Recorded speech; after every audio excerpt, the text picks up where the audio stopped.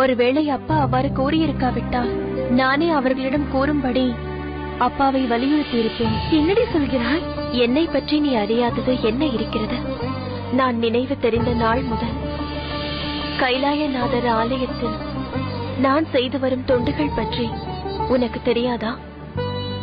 தினமும் காலையில் அவர் ஆலயத்திற்கு சென்று என் கைகளால் கோலம் போடாவிட்டால் என் கைகள் செயலிழந்து விட்டது போலல்லவா எனக்கு தோன்றும். நான் கொண்டு செல்லும் பூமாலையை அவருக்கு சூட்டுவதை பார்க்காவிட்டால் என் கண்கள் ஒளி இழந்தது போலல்லவா ஆகிவிடும். பேசாத நாளெல்லாம் பிறவா நாளே என்றபடி அவர் சன்னதியில் நின்று அவரை பற்றி பாடாவிட்டால் இந்த நாக்கும் வாக்கும் இருந்தென்ன, எல்லாவிட்டால் என்ன? அதனால் நான் கைலாயநாதரை விட்டு ஒருபோதும் வேறெங்கும் சென்று வாழ மாட்டேன். இதை அவர் ஏற்றுக்கொண்டால் அவரை மணந்து வாழ்வேன். இல்லையே நான் இப்படியே இருந்து விடுவேன். அதனால் என் பொருட்டு நீங்கள் யாரும் அவர்களிடம் சென்று பேச வேண்டாம். இப்படி நீ பேசினால் நான் என்னடி செய்வது? ஒன்றும் செய்ய வேண்டாம். எது நடக்க வேண்டுமோ அதை கைலாயநாதர் நடத்தி வைப்பார். அப்படி அது நடக்கவில்லை என்றால் அது நம் விதி என்று ஏற்றுக்கொள்ள வேண்டியதுதான். எப்படி இதை ஏற்றுக்கொள்வது? நீ இப்படி அழுவதை பார்த்துக் கொண்டு எப்படி நான் அமைதியாக இருப்பது? கவலைப்படாதே, என்னை நான் மாற்றிக்கொள்வேன். அதற்கான மனோபலத்தை அந்த கைலாயநாதர் எனக்கு தருவார். நேரமாகிவிட்டது, வா செல்லலாம்.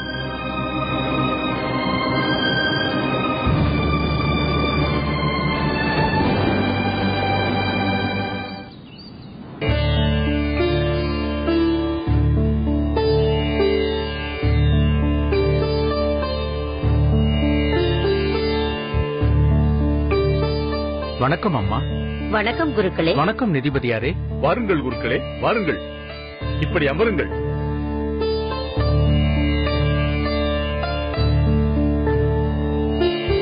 குருக்களே, காரைக்காலிலிருந்து நாகப்பட்டினத்திற்கு வருவதென்றால் ஏதேனும் விசேஷம் இருந்தால் தானே வருவீர்கள்? தாங்கள் சொல்வது உண்மைதான் நிதிபதியாரே. குருக்களையா, முதலில் இந்த மோரை சாப்பிடுங்கள், பிறகு பேசலாம்.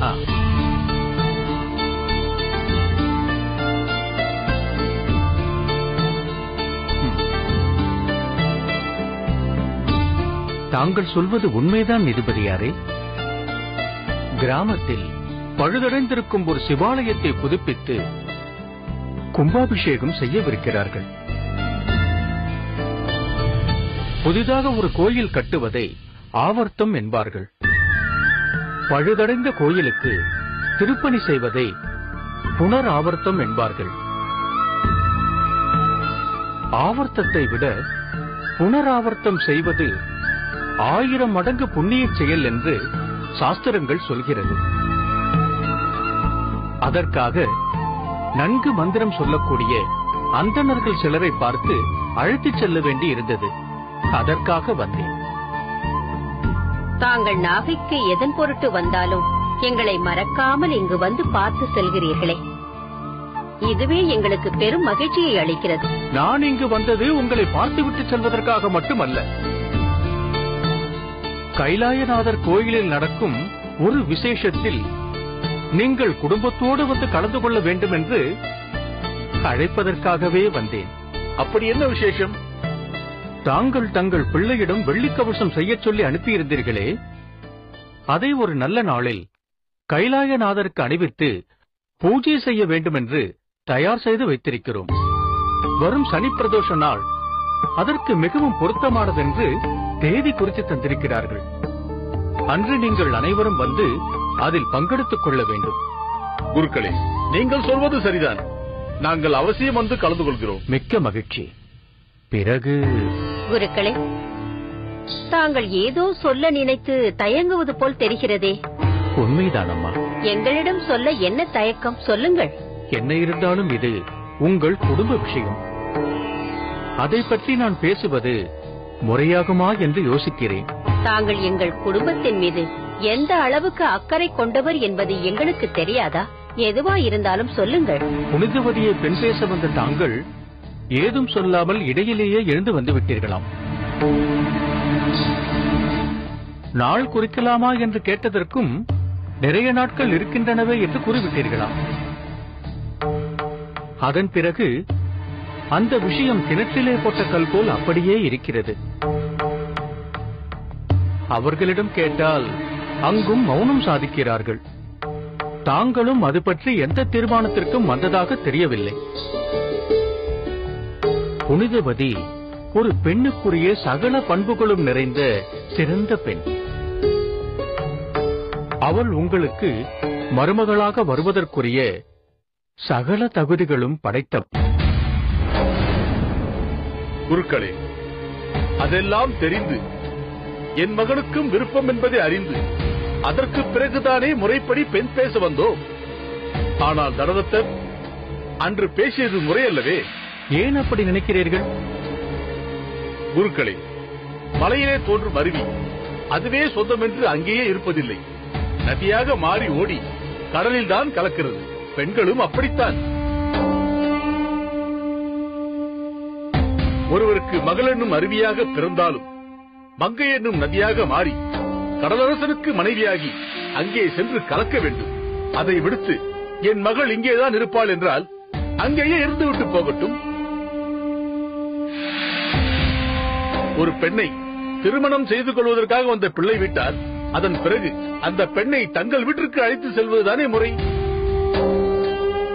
புனிதவதி தனதத்தருக்கு ஒரே மகள், மிகவும் செல்லமாக வளர்த்திருக்கிறார்கள். அவளை பிரிய முடியாததால் தான் அப்படி கேட்டார்கள். அப்படி பார்த்தால் பரமதத்தரும் எங்களுக்கு ஒரே மகன் தானே. அவனை பிரிந்திருப்பது எங்களுக்கு வருத்தமளிக்காதா? ஆண் பிள்ளையை பிரிந்திருப்பது என்பது எல்லா பெற்றோர்களுக்கும் இயல்பாக நடப்பதுதானே. அவன் கல்வி பயில குருகுலத்திற்கு சென்றுவிடும் காலங்களில், பணி நிமித்தமாக பல்வேறு ஊர்களுக்கு சென்றுவிடும் நேரங்களில், ஏன் திரைகடலோடியும் திரவியும் தேடு எனும்படி கப்பலில் ஏறி ரோமாபுரி முதலான நாடுகளுக்கு சென்றுவிடும் சூழ்நிலைகளிலும் என்றும் பிரிந்திருக்கத்தானே நேர்கிறது. குருக்களே, அப்படியெல்லாம் சென்றுவிட்டு மீண்டும் எங்கள் இல்லத்திற்கே திரும்பி வருவதும் ஒரு பெண்ணை மணந்து கொண்டு நிரந்தரமாக அங்கேயே தங்கிவிடுவதும் ஒன்றாகுமா? நீங்கள் புனிதவதி மீது கொண்ட அன்பினால்தான் இந்த அளவுக்கு பேசுகிறீர்கள் என்பதை நான் உணர்கிறேன். இருந்தாலும் அது இனி முறிந்துவிட்ட உறவுதான். அதை பற்றி இனியும் நாம் பேச வேண்டாம் என்று நினைக்கிறேன். இதுதான் உங்கள் முடிவென்றால் இனி ஏன் நான் அதை பற்றி பேசப் போகிறேன்? வரும் சனி பிரதோஷ நாளுக்கு அவசியம் வந்துவிடுங்கள். கண்டிப்பாக வருகிறோம். தெய்வ காரியத்தில் ஒருபோதும் குறை வைக்க மாட்டோம். அப்படியானால் நான் விடைபெற்றுக் கொள்கிறேன். குருக்களே, சற்று பொறுங்கள். நாங்கள் இதன் பொருட்டு அங்கு வருவது பற்றி தனதத்திற்கு தெரிய வேண்டாம். என்னதான் இருந்தாலும் அவர் எனது அன்பிற்குரிய நண்பர். நேருக்கு நேர் பார்க்க நேர்ந்தால் சங்கடமாகிவிடும். சொல்லிவிட்டீர்கள் அல்லவா? இந்த செய்தி அவருக்கு தெரியாமல் எச்சரிக்கையாக பார்த்துக் கொள்கிறேன். நல்லது, நான் வருகிறேன். நல்லது, வாருங்கள். வாருங்கள்.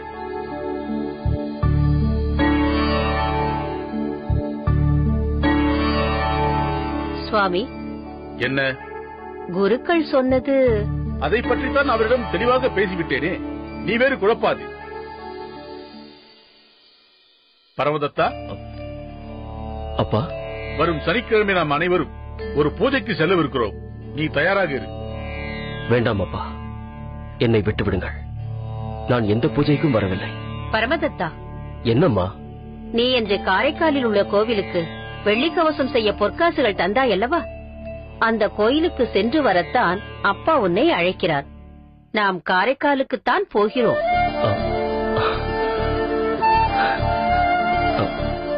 சரி சரி, தந்தையார் செய்ய சொன்ன கவசத்தை சாத்தும் போது நான் மட்டும் எப்படி வராமல் இருக்க முடியும்? நீங்கள் இருவரும் வற்புறுத்துவதால் நான் வருகிறேன்.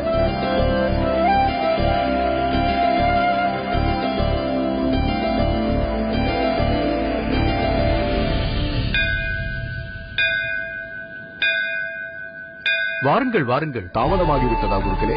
சரியான நேரத்திற்கு வந்துள்ளீர்கள். இன்னும் சற்று நேரத்தில் அபிஷேகம் தொடங்கிவிடும். முடிந்ததும் வெள்ளிக்கவசம் சாத்தி விடலாம். வாருங்கள். வாருங்கள் செல்வோம்.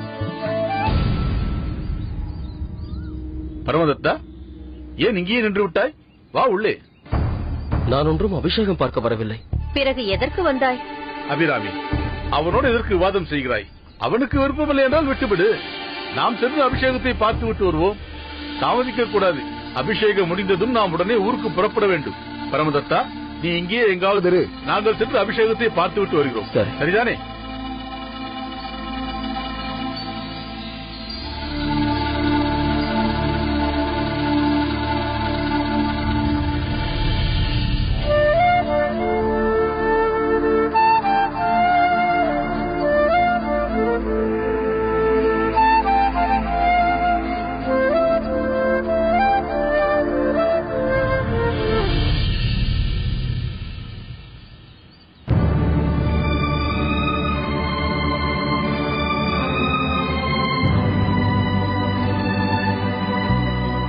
புனிதவதி, ஏன் என்னை காணாதது போல் போகிறாய்? என்னோடு பேச விருப்பம் இல்லையா? வாழ்நாள் எல்லாம் உங்களோடு பேச வேண்டும் என்று ஆசைப்பட்டவள் நான். ஆனால் இப்பொழுது உங்களிடம் பேசுவது கூட தவறாக போய்விடுமோ என்று பயப்படுகிறேன். புனிதவதி, நாம் இருவரும் சந்தித்து பேசியதையோ ஒருவரை ஒருவர் விரும்புவதையோ என் தந்தை அறிய மாட்டார். அதனால்தான் உன் தந்தை கேட்டதை ஏற்க மறுத்து நம் மனவாழ்வை முறிக்கவும் துணிந்து விட்டார் என் தந்தை. யாரால் எவரால் நம் திருமண பேச்சு முறிந்து போனது என்பதை பற்றி இப்பொழுது பேசி எந்த பலனும் இல்லை. நமக்கு விதித்தது இதுதான் என்று ஏற்றுக்கொண்டு விலகி போவதுதானே நல்லது. புனிதவதி, உன்னை போல் அவ்வளவு எளிதாக இந்த விஷயத்தை என்னால் ஏற்றுக்கொள்ள முடியவில்லை.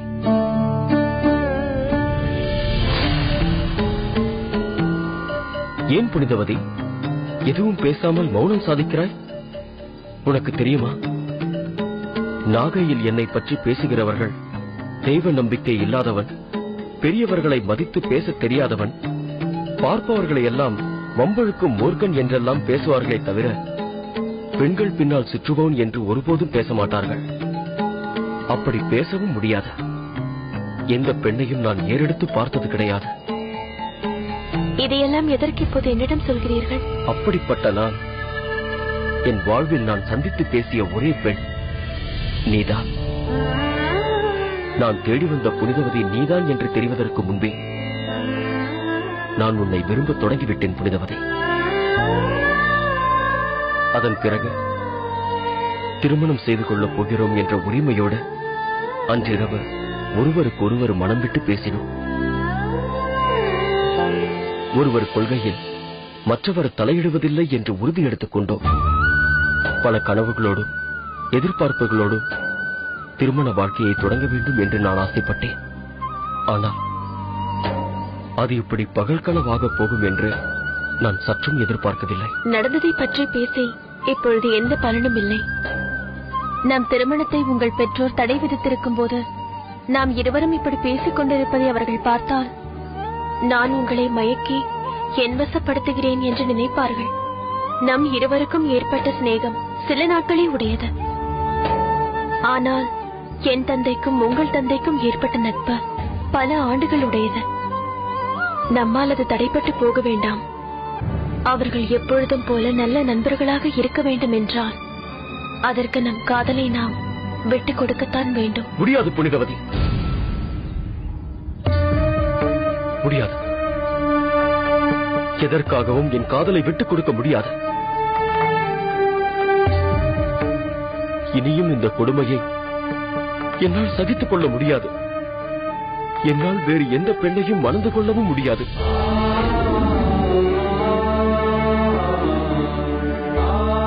உன்னை மறக்க முடியாமல் காலம் முழுக்க நரக வேதனையை அனுபவிக்க நான் தயாராகவும் இல்லை. இப்போது சொல், இந்த கணமே என் பெற்றோரை புறக்கணித்துவிட்டு இங்கேயே உன்னை நான் மணந்து கொள்கிறேன். என்ன என்ன கூறினீர்கள்? நீங்களும் அவ்வாறு கூறினீர்கள்? தங்களிடமிருந்து நான் இதை எதிர்பார்க்கவில்லை. பெற்றவர்களுக்காக மற்றவர்களை புறக்கணிக்கலாம். ஆனால் பெற்றவர்களையே புறக்கணிப்பவர் எவ்வாறு அவர்களுக்கு நல்ல மகனாக ஆக முடியும்? 2 திங்களாய் அங்கமெல்லாம் நொந்து போய் உதிரத்தை பாலாக தந்தவர் தாயல்லவா? பல வருடங்கள் நெஞ்சில் சுமந்து பற்பல கனவுகள் கண்டு கல்வியும் செல்வமும் தந்து வளர்த்தவர் தந்தையல்லவா? உடலை தந்தவர் தாய் என்றால் உயிரை தந்தவர் தந்தையல்லவா? இப்படி உடலையும் உயிரையும் தந்த தாய் தந்தையரை 1-2 முறை பார்த்த ஒரு பெண்ணிற்காக தூக்கி எறிந்துவிட்டு வருகிறேன் என்று கூறுகிறீர்களே, அதை நான் ஏற்றுக்கொள்வேன் என்று நினைத்தீர்களா? ஒருபோதும் இல்லை. எப்பொழுது உங்கள் மீது காதல் கொண்டேனோ அப்பொழுதே உங்கள் பெற்றோரையும் என் பெற்றோராகவே பாவிக்கின்றேன். அவர்கள் நம் திருமணத்திற்கு எதிர்ப்பு தெரிவித்தாலும் பெரியவர்கள் பெரியவர்களே, அவர்களை ஒருபோதும் நாம் புறக்கணிக்க கூடாது. புனிதவதி, நான் சொல்வது வேண்டாம் வேண்டாம். காதலுக்கு முன்னால் பெற்றோர்கள் பாசம் தோற்கக்கூடாது. ஒற்ற முறையில் நாம் நம் மன வாழ்வை தொடங்க முடியுமானால் நாம் இருவரும் இணைந்து வாழ்வோம். இல்லாவிட்டால் நான் வாழ்நாள் முழுவதும் கன்னியாகவே வாழ்வேனே தவிர பெற்றவர்களை மீறி திருமணம் செய்து கொள்ள நான் ஒருபோதும் உடன்பட மாட்டேன். நான் வருகிறேன். புனிதவதி,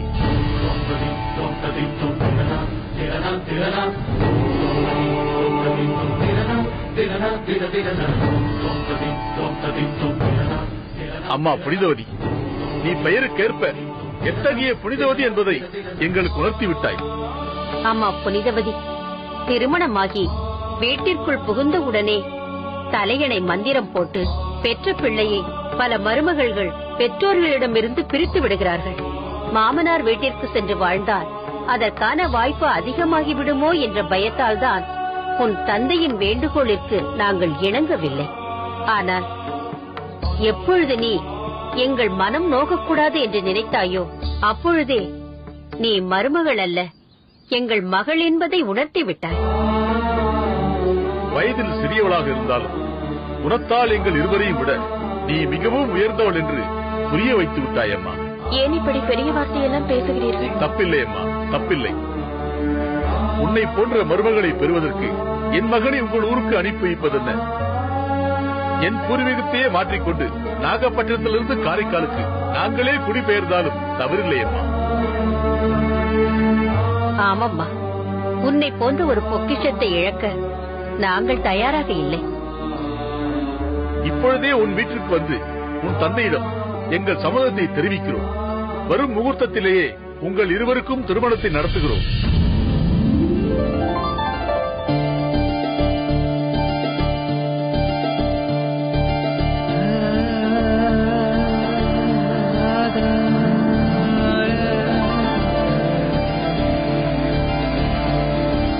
ஓம் சுக்லாம் பரதரம் விஷ்ணும் சசிவர்ணம் சதுர்புஜம்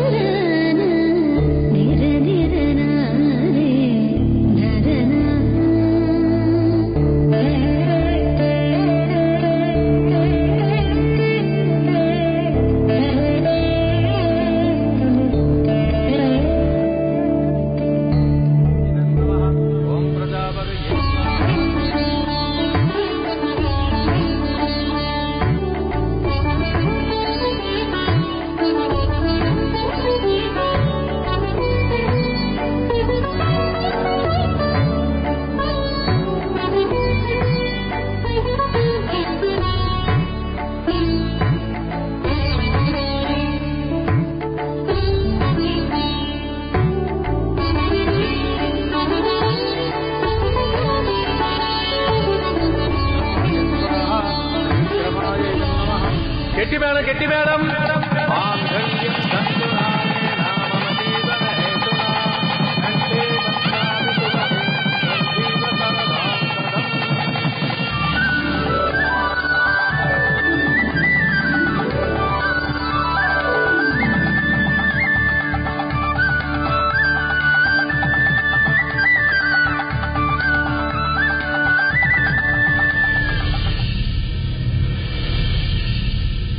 குருக்களே, பரமதத்தனுக்கும் புனிதவதிக்கும் சிறப்பான முறையில் திருமணத்தை நடத்தி வைத்தீர்கள். அதற்காக நாங்கள் தரும் இந்த சிறு காணிக்கையை நீங்கள் ஏற்றுக்கொள்ள வேண்டும். தனதத்தரே, குழந்தை பிராயத்திலிருந்து புனிதவதியை நான் பார்த்துக் கொண்டிருக்கிறேன். சிறு வயதிலிருந்தே அவள் உங்கள் வீட்டில் இருந்த நேரத்தை விட கோயிலில் இருந்த நேரம்தான் அதிகம். அவளை நான் என் மகளாகவே கருதி வந்திருக்கிறேன். என் பெண்ணின் திருமணத்தை நடத்தி வைத்ததற்கு எனக்கு அன்பளிப்பா. குருக்களே, தாங்கள் அப்படி சொல்லக்கூடாது. திருமண பேச்சு தடைப்பட்ட போது அதற்காக அதிகம் வருந்தியவர் தாங்கள்தான். நாகைக்கே வந்து அவளுக்காக வாதாடினீர்களே, அந்த அன்பை கண்டு நாங்கள் நெகிழ்ந்து போனோம். தாங்கள் அன்று சொன்னது எவ்வளவு சரியானது என்பதை நாங்கள் இங்கு வந்தபோது நேரில் கண்டு உணர்ந்தோம். அதனால் இதை தாங்கள் மறுக்கக்கூடாது. சரி, தாருங்கள். அம்மா புனிதவதி, இந்த அம்மா இதை பெற்றுக்கொள். ஏன் தயங்குகிறாய் புனிதவதி? இது இந்த குருக்கள் உனக்கு தரும் அன்பளிப்பு. கோயிலில் எத்தனை முறை என் கையால் பிரசாதம் பெற்றிருக்கிறாய். இதையும் அதே போல் நினைத்துக்கொள். புனிதவதி, தயங்காதே, வாங்கிக் கொள். வாங்கிக் கொள்ளம்மா.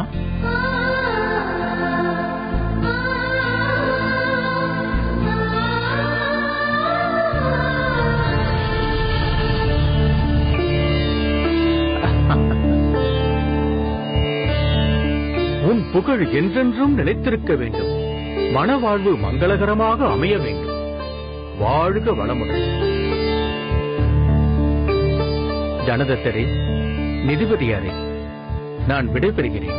மிக்க மகிழ்ச்சி. நான் வருகிறேன்.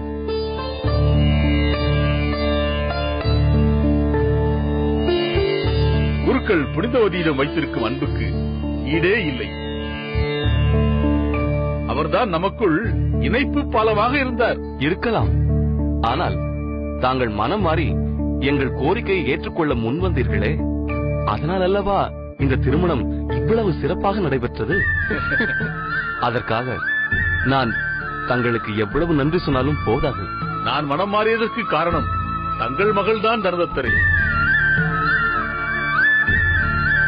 பெற்றோர்களின் மனம் நோகக்கூடாது என்று நினைக்கும் புனிதவதியின் உயர்ந்த குணமும், சிவபெருமான் மீது கொண்டிருக்கும் பக்தியும், கைலாயநாதர் ஆலயத்தில் செய்து வரும் தொண்டும், இவற்றுக்கெல்லாம் தடை ஏற்பட நாங்கள் காரணமாக இருக்கக்கூடாது என்று நினைத்தோம். அதனால்தான் அவள் பணி தொடர காரைக்காலிலேயே அவள் கணவனோடு வாழட்டும் என்று மனப்பூர்வமாக விட்டுக் கொடுத்து விட்டோம். இனி தாங்கள் சொன்னபடி அவர்களுக்கு தனி குடித்தனம் நடத்துவதற்கான எல்லா ஏற்பாடுகளையும் செய்து தந்து அருகிலிருந்து பார்த்துக் கொள்ள வேண்டியது உங்கள் பொறுப்பு. நீங்கள் சொல்ல வேண்டுமா என்ன? ஆண் குழந்தை இல்லாத எங்களுக்கு மருமகன் தானே பிள்ளை. அதை போலத்தான் பெண் குழந்தை இல்லாத எங்களுக்கு மருமகள் தானே மகள். புனிதவதி, ஒரு முக்கியமான விஷயம். நீ மனைவியாக அமைந்தால் இனி நான் யாரிடமும் கடவுள் இல்லை என வாதாட மாட்டேன் என்று பரமதத்தன் உறுதியளித்திருக்கிறான். இதை அவன் சரியாக கடைபிடிக்கிறானா என்று கண்காணிக்க வேண்டியது உன் பொறுப்பு. பரவாயில்லையே, என் மருமகள் கெட்டிக்காரிதான். திருமணத்திற்கு முன்பே கடவுள் இல்லை என வாதாட மாட்டேன் என்று என் மகனை சொல்ல வைத்து விட்டாளே. இன்னும் சிறிது நாட்கள் கழித்து பாருங்கள், மாப்பிள்ளையின் வாயாலேயே கடவுள் இருக்கிறார் என்று என் மகள் சொல்ல வைத்து விடுவாள்.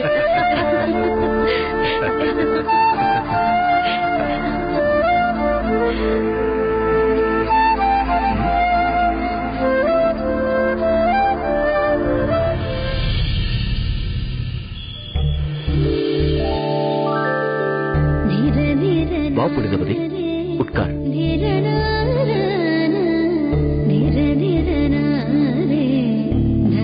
பால் இருக்கட்டும், கொடு. பாலை பிறகு அருந்தலாம். இல்லை இல்லை, நீங்கள் பால் அருந்திய பிறகு நானும் அதை அருந்த வேண்டும் என்று அம்மா சொன்னார்கள். பிறகு? பிறகு ஆம், உங்கள் காலில் விழுந்து வணங்க வேண்டும் என்று அம்மா சொன்னார்கள். ஓ, இதையெல்லாம் சொன்ன உன் அம்மா பழரசம் தர வேண்டும் என்பதை சொல்லவில்லையா? அதற்கென்ன, இதோ இப்பொழுதே. உட்கார்.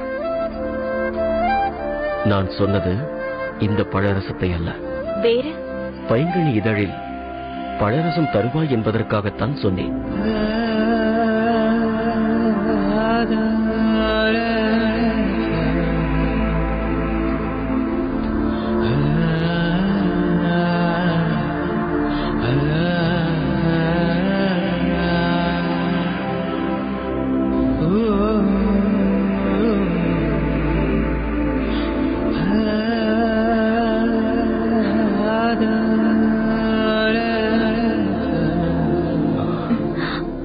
சற்று நேரம் பேசிக் கொண்டிருக்கலாமே. பேசாத நிலை பெறுவதுதான் முதலிரவின் சிறப்பு என்பதை உன் அம்மா உனக்கு சொல்லித் தரவில்லையா? இதையெல்லாமா பெற்றவர்கள் சொல்லித் தருவார்கள்? ஏன், இதில் என்ன தவறு? பெற்றவர்கள் தான் பிள்ளைகளுக்கு பக்குவமாக புரிய வைக்க வேண்டும். என் தந்தையார் அதை பற்றி எனக்கு தெளிவாக விளக்கியிருக்கிறார். என்ன சொல்கிறீர்கள்? உங்கள் தந்தையார் இதை பற்றியெல்லாம் உங்களிடம் பேசுவாரா? நாங்கள் இருவரும் தந்தை மகன் மட்டுமல்ல, நல்ல நண்பர்களும் கூட. அதனால்தான் முதலிரவு பற்றிய சில சூட்சுமங்களை எனக்கு விளக்கியிருக்கிறார். நல்ல தந்தை. அப்படி என்ன பார்க்கிறாய்? அவர் சொன்னதை சொல்லட்டுமா? பரமதத்தா, முதலிரவு என்பது ஆண்களின் ஆதிக்கத்திற்கு உட்பட்டதல்ல. பெண்மையின் மென்மையை புரிந்து கொண்டு அதற்கேற்ப பக்குவமாக நடந்து கொள்ள வேண்டும். என்னதான் கணவனாக இருந்தாலும் பெண்மைக்கே உடையதான பயம் மனைவியிடம் இருக்கும். அதை போக்க வேண்டும் என்றால் நீண்ட நேரம் மனம் விட்டு பேச வேண்டும். பிறகு அவள் அழகை வர்ணித்து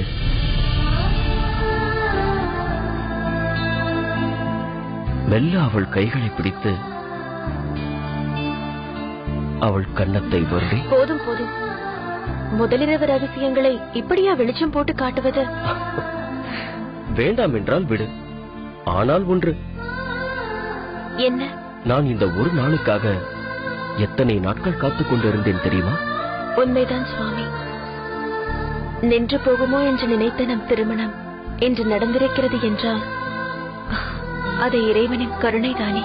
இல்லை புனிதவதி, நான் உன் மீது கொண்டிருக்கும் உண்மையான காதலும் நீ என் மீது கொண்டிருக்கும் ஆழமான அன்பும் தான் அதற்கு காரணம். பெற்றோர்கள் தான் முக்கியம் என்று நீ பேசியதை கேட்டு என் தந்தையின் மனம் மாறியது. உன் பெற்றோரின் விருப்பப்படி என் பெற்றோர் காரைக்காலிலேயே நம் புது வாழ்வை தொடங்க வழியமைத்து தந்துவிட்டார்கள். நாம் வாழ்வதற்காக இந்த வீட்டை மட்டுமல்ல, நீங்கள் வாணிபம் புரிய ஒரு கடையையும் அமைத்து தந்துவிட்டார்களே. அதுவும் அந்த கடை இருக்கும் வீதி உற்சவ மூர்த்தியாக சுவாமி வீதி உலா வரும் மாட வீதி. கைலாயநாதரை தரிசிக்க நீங்கள் கோவிலுக்கு போக வேண்டியதில்லை. உங்களுக்கு தரிசனம் கொடுக்க அவரே உங்களை தேடி வந்து விடுவார். அதன் மூலம் என் விருப்பமும் நிறைவேறிவிட்டது. இப்படி உன் விருப்பம் என் விருப்பம் என்று எல்லாவற்றையும் நிறைவேற்றிய நம் பெற்றோருக்கு அவர்கள் விருப்பத்தை நாம் நிறைவேற்ற வேண்டாமா? என்ன சொல்கிறீர்கள்? புரியவில்லையா? பிள்ளைகளுக்கு திருமணத்தை நடத்தி வைக்கும் பெற்றோர்களின் விருப்பமே தாங்கள் தாத்தா பாட்டியாக பேரனை கொஞ்ச வேண்டும் என்பதுதானே. அதை நாம் நிறைவேற்ற வேண்டாமா? நிச்சயமாக நாம் அதை நிறைவேற்ற வேண்டும். ஆனால் அதற்கு முன்னால் தாங்கள் என் வேண்டுகோளை ஏற்க வேண்டும். இந்த நேரத்தில் என்ன வேண்டுகோள்? பட்சம் என்பதை பற்றி தங்களுக்கு தெரியும் அல்லவா? அமரபட்சம், பூர்வபட்சம் என்பதை பற்றி எல்லாம் குருகுலத்திலேயே சொல்லி தந்திருக்கிறார்கள். அதற்கென்ன? பட்சம் என்பது எத்தனை நாட்கள் என்பதும் தங்களுக்கு தெரிந்திருக்குமே. 15 நாட்கள். நாம் பட்சத்தோடு ஒருவரை ஒருவர் நெருங்க ஒரு பட்ச காலம், அதாவது 15 நாட்கள் நீங்கள் காத்திருக்க வேண்டும். என்ன சொல்கிறாய்? ஆம் சுவாமி, ஒரு 15 நாட்கள் நாம் பிரிந்திருக்க வேண்டும். நம் இருவருக்கும் நல்லபடியாக திருமணம் நடந்தால் ஒரு பட்சம் விரதம் இருப்பதாக கைலாயநாதருக்கு வேண்டிக் கொண்டிருக்கிறேன். இதனால் தான் கடவுள் மீது எனக்கு வெறுப்பே ஏற்படுகிறது. காரணமே இல்லாமல் எதையாவது உருவாக்கிக் கொண்டு தன்னையும் வருத்திக் கொண்டு பிறர் மனத்தையும் வருத்தச் செய்வார்கள். கோபம் கொள்ளாதீர்கள் சுவாமி. 15 நாட்கள் தானே, வேகமாக பறந்துவிடும். பெரியவர்களிடம் இதை பற்றி பேச முடியாது. அவர்களுக்கு இதெல்லாம் தெரியவும் கூடாது. நமக்குள் நடக்கும் இது 4 சுவர்களுக்குள் தான் இருக்க வேண்டும். புரிகிறது, புரிகிறது. வெளியில் போய் சொல்லிக் கொண்டிருக்காதே என்கிறாய். சொன்னால் நீ ஏனடா சும்மா இருந்தாய் என்று என்னைத்தானே கேள்வி கேட்பார்கள். அப்படியெல்லாம் பேசாதீர்கள். எனக்காக பொறுத்துக் கொள்ளுங்கள். நான் உங்களை கெஞ்சி கேட்கிறேன். என்னை மன்னித்து விடுங்கள் சுவாமி. சரி சரி, 15 நாட்கள் தானே, பொறுத்துக் கொள்கிறேன். விரதம் விரதம். மிக்க நன்றி. பால் சாப்பிடுகிறீர்களா? வெறும் பாலை மட்டும் அருந்தி என்ன செய்வது? பழரசம்? ஒரு ரசமும் வேண்டாம் தாயே. வேண்டாம் என்றால் விடுங்கள். அதற்கு ஏன் இப்படி கோபித்துக் கொள்கிறீர்கள்? நான் ஒன்றும் கோபித்துக் கொள்ளவில்லை. சரி, படுத்துக்கொள். எது? இங்கு படுப்பதா? பிறகு உங்கள் தந்தையார் சொன்னதையெல்லாம் எப்படி நிறைவேற்றுவதென்ற கற்பனையில் மூழ்கி இருக்கும் தங்களுக்கு அருகில் படுப்பது மிகவும் ஆபத்தானது. இதோ கோரை பாயையும் தலையணையையும் முன்பே கொண்டு வந்து வைத்து விட்டேன். நீங்கள் கட்டிலில் படுத்துக் கொள்ளுங்கள், நான் தரையில் படுத்துக் கொள்கிறேன். புனிதவதி,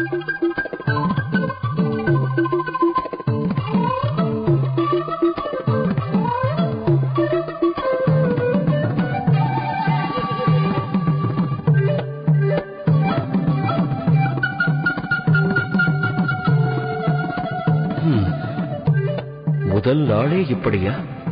அடே பரமதத்தா, கல்யாணம் செய்தும் பிரம்மச்சாரி என்று சொல்வார்களே, அது உனக்குத்தான் பொருந்தும்.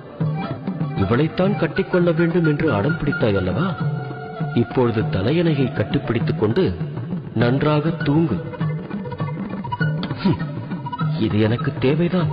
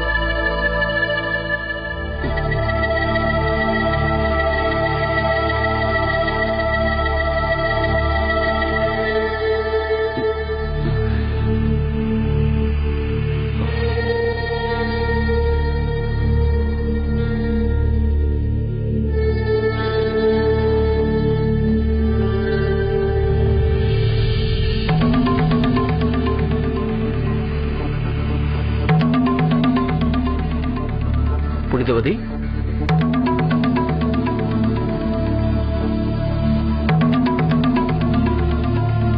புனிதவதி,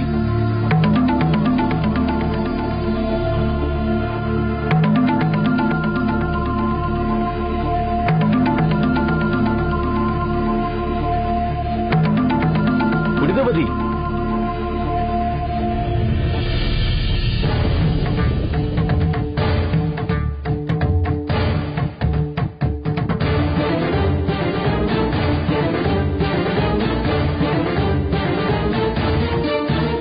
புனிதவதி,